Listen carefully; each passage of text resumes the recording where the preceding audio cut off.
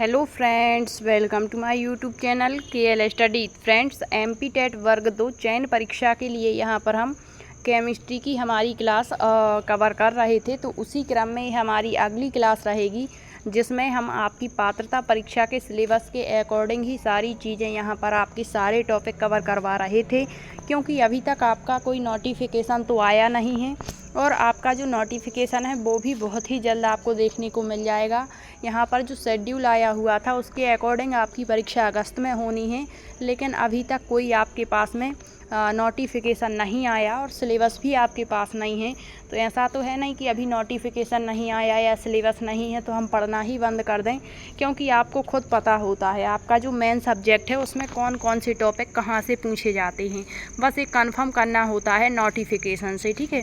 तो बहुत ही जल्द आ जाएगा। अब यहाँ पर हमारी जो क्लासेस चल रही थी तो केमिस्ट्री की जो थ्योरी वाली क्लासें हैं वो आपकी 34 क्लासें हो गई हैं, ठीक है, जिनकी अलग से हमने प्लेलिस्ट भी बना दी है, जिसमें आपका जो केमिस्ट्री का फर्स्ट टॉपिक है पदार्थ, वो आपका बहुत अच्छे तरीके से कवर हो चुका है। पदार्थ के बाद आपके परमाणु की संरचना वाला जो टॉपिक है अपने आप में एक बहुत बड़ा टॉपिक है, वो भी आपका कवर हो गया है, ठीक है। उसके बाद आपका जो है आवर्त सारणी, पूरे इतिहास से लेकर पूरी आवर्त सारणी के बारे में आपको बताया। तत्व, यौगिक, मिश्रण, ये सारी चीज़ें हम बहुत अच्छे तरीके से कवर करा चुके हैं। यहाँ पर हम आपके जो हैं धातु, अधातु और उपधातु भी आपको बता चुके हैं। इनके जो यौगिक होते हैं जहाँ से बहुत सारे थ्योरेटिकल क्वेश्चन बनते हैं, किस तरीके से क्वेश्चन आते हैं आपने देखा होगा, प्रीवियस ईयर क्वेश्चन पेपर भी लगाए होंगे। तो सारी धातुओं के यौगिक, अधातुओं के यौगिक, क्योंकि बहुत सारी धातुएं और अधातुएं हैं, लेकिन हमें सभी नहीं पढ़नी है, क्योंकि जो हमारे एग्ज़ाम की दृष्टि से इम्पोर्टेंट हैं वही हमें यहाँ पर पढ़ना है, ठीक है। अब आज के सेशन में हम पढ़ेंगे हमारी जो धातु या अधातु होती हैं तो इनसे संबंधित कुछ डायरेक्ट क्वेश्चन पूछ लिए जाते हैं महत्वपूर्ण तथ्य के रूप में, ठीक है। तो जैसे पूछ लिया सबसे हल्की धातु कौन सी है, सबसे भारी, तो आप देखना इस चैप्टर से आपका एक क्वेश्चन तो 100% बनने वाला है। इसके बाद मिश्र धातु, ठीक है, जैसे कहेगा पीतल किसकी मिश्र धातु है, तो ये भी यहीं पर आज हम देखेंगे, ठीक है। इससे पहले जो हमने सेशन रखे थे उसमें आपके धातु, अधातु और उपधातु, इसके पहले अक्रिय गैसें, पूरे वर्ग क्या होते हैं, जो अक्रिय गैसें हैं helium, neon, argon, krypton, xenon, radon, इनके क्या उपयोग हैं, इससे पिछले लेक्चर में आप देख सकते हैं। तो ये जो सेशन होते हैं आपको तभी समझ में आते हैं जब आपने पिछले सेशन देखे हों, क्योंकि सारी चीज़ें एक दूसरे से रिलेट होती हैं, ठीक है। अब जैसे हम यहाँ कहेंगे कि जो सबसे हल्की धातु है वो है आपकी लिथियम, तो ये लिथियम आपको पता होना चाहिए कि आवर्त सारणी में कहाँ पर इसका स्थान है, किस ब्लॉक में आती है, किस वर्ग का ये सदस्य है, इसका क्या उपयोग है, क्या गुण है, परमाणु क्रमांक क्या है। अभी तक तो ये चीज़ें आपको रट गई होंगी, ठीक है, क्योंकि जब अपना मेन सब्जेक्ट अपने आप में अच्छा होता, बहुत अच्छी पकड़ होती, तभी कहीं जाकर हम अच्छा स्कोर कर पाते हैं, ठीक है। तो आइए आज के सेशन को हम स्टार्ट करेंगे। यहाँ पर थोड़ा सा कलर चेंज कर लेते हैं। देखिए यहाँ पर सबसे पहले धातुओं से संबंधित विविध तथ्य। अब आपको बता दें, यदि आप केमिस्ट्री या फिर आपकी जो है बायोलॉजी की थ्योरी वाली क्लासें देखना चाहते हैं तो आपकी बायोलॉजी और केमिस्ट्री की तो ये अभी तक की 35 नंबर की क्लास रहेगी, लेकिन बायोलॉजी की बहुत सारी क्लासें हो गई हैं, लगभग 65 प्लस, और वहाँ पर आपकी पूरी NCERT का डाटा आपको देखने को मिलेगा। और उसके अलावा भी जो अन्य पुरानी MP बोर्ड की बुक्स होती हैं या अन्य ऑथेंटिक जो बुक्स होती हैं उनका डाटा भी आपको वहाँ देखने को मिल जाएगा। और बायोलॉजी के तो प्रैक्टिस सेट भी चल रहे हैं, तो लगभग उसके 15-20 प्रैक्टिस सेट भी हो चुके हैं, बिल्कुल क्रमबद्ध रूप से जिस तरीके से हमने थ्योरी कवर करी थी। तो एक टॉपिक के एक जगह पर आपको क्वेश्चन भी मिल जाएंगे कि किस तरीके से क्वेश्चन आते हैं, ठीक है। तो वो भी आप लगा सकते हो, और जितने भी आपको क्वेश्चन करवाते हैं उनका पूरा एनालिसिस आपको देते हैं, ताकि आपको फिर दोबारा से उस टॉपिक को ढूंढना ना पड़े कहीं पर भी, ठीक है, भटकना ना पड़े, आपकी एक बार में ही चीज़ें कवर हो जाएं, क्योंकि इतना समय नहीं है कि एक टॉपिक को हम दोबारा से समय दे पाएंगे, ठीक है। बहुत सारी चीज़ें हैं पढ़ने के लिए। तो आइए आज की क्लास को स्टार्ट करेंगे हम धातुओं से संबंधित विविध तथ्य, ठीक है। ये तो यदि क्वेश्चन आया और यदि आपको एग्जैक्ट पता है तो सही, और पता नहीं है तो फिर इसमें तुक्का भी सही नहीं बैठता, ठीक है। थोड़ा सा ध्यान रख करके इन चीज़ों को आप समझिएगा। तो देखिए दिया है सबसे हल्की धातु। अब आपसे कहेंगे धातु, अब धातु जिसने पढ़ा होगा वो यहाँ समझ पाएगा कि धातुएं क्या होती हैं, क्या इनके गुण होते, किस प्रकार से धातुओं को बनाया जाता, धातुओं के यौगिक क्या हैं, ठीक है, कौन सी धातुएं हैं, आवर्त सारणी में किसको कहाँ पर स्थान दिया गया है, तो ये सारी चीज़ें। तो यहाँ तो डायरेक्ट हम आज के सेशन को स्टार्ट कर रहे हैं, लेकिन आप पिछले सेशन यदि नहीं देखे तो उनको ज़रूर देख लें एक बार। देखिए सबसे हल्की धातु कौन सी है आपकी, लिथियम। जैसे हमने केवल लिथियम कह दिया, ये संकेत आपको नहीं पता तो आपको संकेत भी याद रखने हैं कि किसका संकेत क्या होता, किस तत्व का। टोटल जो हमारी आवर्त सारणी है उसमें 118 तत्वों का हम अध्ययन करते हैं, तो 118 तो नहीं कहेंगे आपसे, लेकिन शुरू के जो आपके 50 तत्व हैं उनके बारे में तो आपको कन्फर्म जानकारी होनी चाहिए, पूरी जानकारी होनी चाहिए।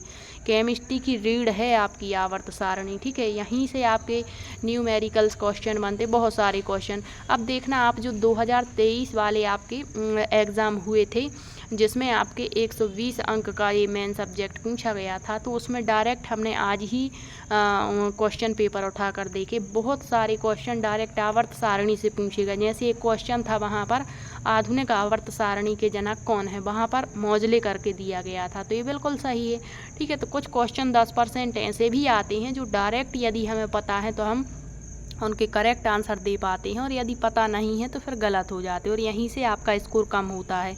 तो आपको एक एक नंबर को ध्यान में रख कर के चीज़ों को कवर करना है, ठीक है। तो देखिए दिया है सबसे हल्की धातु कौन सी है आपकी, लिथियम है। लिथियम का संकेत होता है Li। अब आपको पता होगा कि जो हमारा S ब्लॉक होता है उसमें आपके 2 वर्ग आते हैं, ठीक है। तो सबसे पहले हम हाइड्रोजन को पढ़ते हैं, फिर आता है आपका लिथियम, जो आपने याद किया होगा, हीलियम, लिथियम, सोडियम, ठीक है। तो इस तरीके से तो ये आपको पता होगा। तो लिथियम सबसे प्रबल अपचायक भी माना जाता है, ये भी आप याद रखेंगे। अब सबसे, ये तो हल्की धातु हो गई, अब इसके अपोजिट भी तो पूछ सकता है कि सबसे भारी धातु कौन सी है, तो वो है आपकी ओस्मियम, इसका संकेत है OS, ठीक है, याद रखिए। तो ये तो हो गई सबसे हल्की और सबसे भारी धातु, ये तो बिल्कुल आपको रटे होने चाहिए। सबसे कठोर धातु कौन सी है, तो सबसे कठोर धातु है क्रोमियम, और इसका संकेत होता है आपका Cr। एक कठोर है और मजबूत की यदि बात करता है तो वो है आपका टंगस्टन, जो कि फिलामेंट जो आपका बल्ब होता, ट्यूब होता, उसमें ये भरा होता है, इसका संकेत है W। सबसे महंगी धातु कौन सी है, तो वो है आपकी पैलेडियम, Pd, इसका संकेत है। आशा धातु किसे कहते हैं, तो यूरेनियम को आशा धातु कहते हैं, ठीक है, इसका संकेत ए नहीं होगा, यहाँ यू होगा, ठीक है। सबसे अधिक अभिक्रियाशील धातु कौन सी है, तो सबसे अधिक की बात करता है तो वो है आपकी पोटेशियम, संकेत क्या है इसका, के है।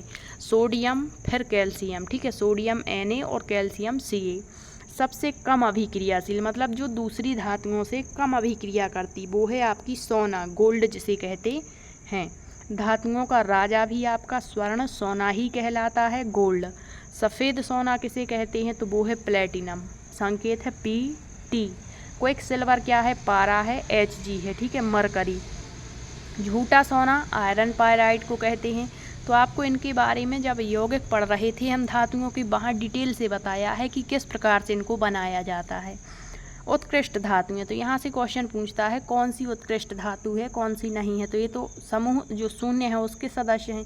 उत्कृष्ट धातुएं यदि आपसे पूछता कौन कौन सी हैं, तो वो हैं गोल्ड, प्लेटिनम, सिल्वर और मरकरी, ठीक है। यहाँ ये नहीं कहा कि उत्कृष्ट वर्ग में कौन से सदस्य नहीं आती या आते, ये तो आपकी धातुएं हैं। फिर सर्वाधिक आघात वर्धनीय, मतलब आघात वर्ध ये धातुओं का गुण होता है, और आघात वर्ध क्या कहलाता है, जिसको खींच करके पतले चादर बनाए जा सकते हैं, एक गुण धातुओं का है। एक होता है तन्यता का गुण, ठीक है, धातुओं में होता है, जिससे खींचकर पतले तार बनाए जाते हैं।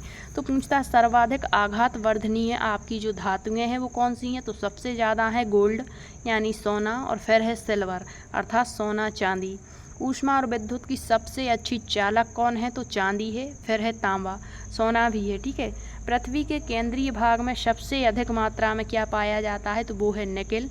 दूसरे स्थान पर पाई जाने वाली धातु है लोहा, ठीक है।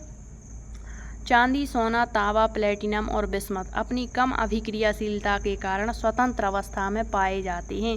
तो पूछ सकता है, ये ऑप्शन देगा और कहेगा बताइए कौन स्वतंत्र अवस्था में पाया जाता है या नहीं पाया जाता, और क्यों, क्योंकि इनकी अभिक्रियाशीलता कैसी होती है, कम। फिर एकमात्र द्रव अवस्था में पाई जाने वाली धातु, एक धातु ऐसी है जो द्रव अवस्था में होगी, वो है आपकी मरकरी पारा। नेक्स्ट है द्रव अधातु कौन सी है, तो वो आपकी ब्रोमीन है। तो देखिए द्रव धातु पूछे तो वो आपकी पारा है मरकरी, और द्रव अधातु ब्रोमीन है। सबसे अधिक अभिक्रियाशील धातु बता दिया पोटेशियम है। भविष्य का ईंधन किसे कहते हैं, तो हाइड्रोजन को कहते हैं।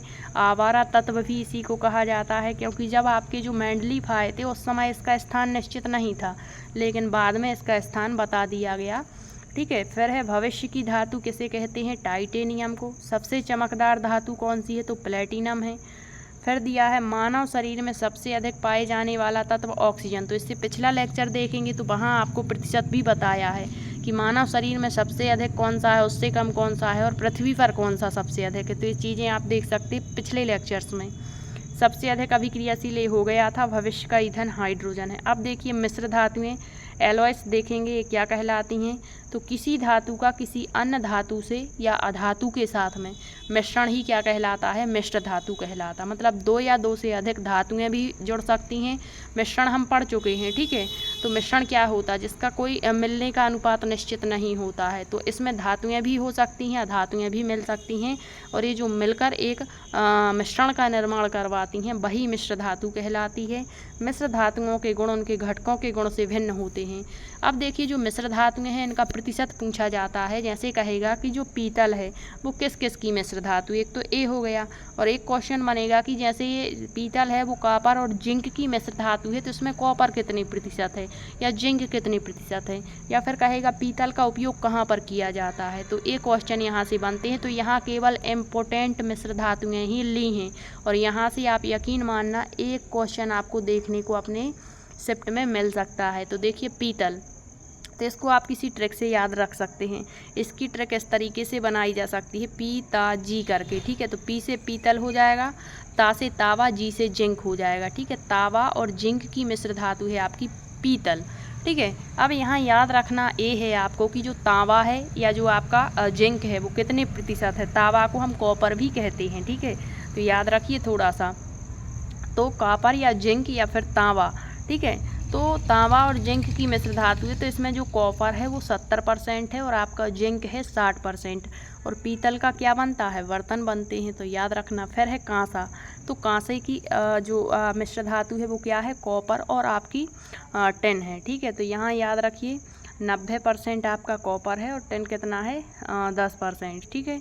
सिक्का, घड़ी और बर्तन बनाने में। फिर अगली दी है जर्मन सिल्वर, तो जर्मन सिल्वर किस किस की मिश्र धातु है, कॉपर, जिंक और निकिल की।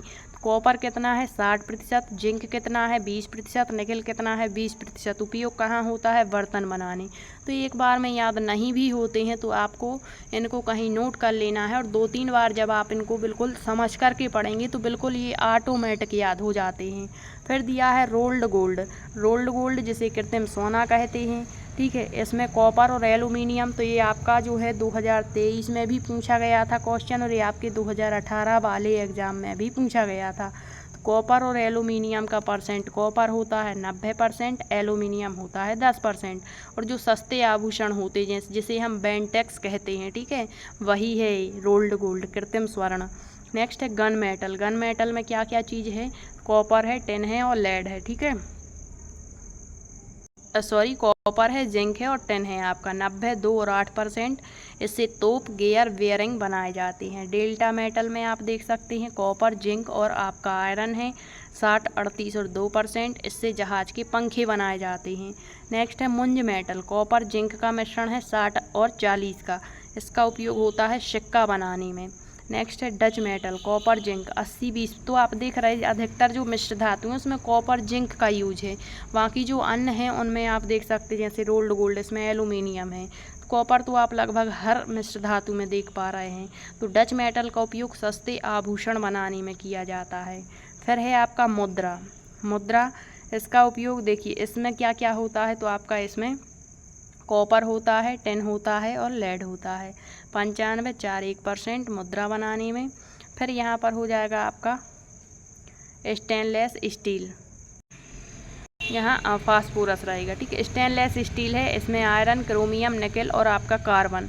73% आपका आयरन है, क्रोमियम है 18%, निकेल है 8 और आपका कार्बन 1%। इससे मोटरसाइकिल और बर्तन बनाए जाते हैं। फिर है आपका क्रोमियम स्टील, तो क्रोमियम है, इसमें आपका कार्बन है और आयरन है। इसमें 2.4% है क्रोमियम, 1.5% है कार्बन और आपका आयरन है 90 से 95%। अब जो मशीनों के औजार हैं वो किससे बनाए जाएंगे, तो क्रोमियम स्टील। अब यहीं पर यदि आपसे क्वेश्चन कर देगा कि जो मशीनें हैं उनके औजार किससे बनाए जाते, ऑप्शन में दे दिया क्रोमियम स्टील, स्टेनलेस स्टील या डायरेक्ट स्टील दे दिया या इस्पात, तो याद रखना यहाँ से कुछ जटिल टाइप के क्वेश्चन बन जाते हैं। तो आपको ये भी याद रखना है कि कौन सी मिश्र धातु किससे बनी है और किसका उपयोग क्या है, और जो मिश्र धातु जिससे बनी है उसका कितना कितना प्रतिशत। यहाँ से 3 टाइप से क्वेश्चन बनते हैं। ठीक है, तो आज के सेशन में इतना ही। अगले सेशन में हम आपकी जो आगे का टॉपिक होगा उसको कवर करेंगे। यदि जानकारी अच्छी लगी है तो वीडियो को शेयर ज़रूर करें। कोई भी डाउट है तो आप कमेंट्स में पूछ सकते हैं। मिलते हैं अगले सेशन में, तब तक के लिए सभी का बहुत बहुत धन्यवाद।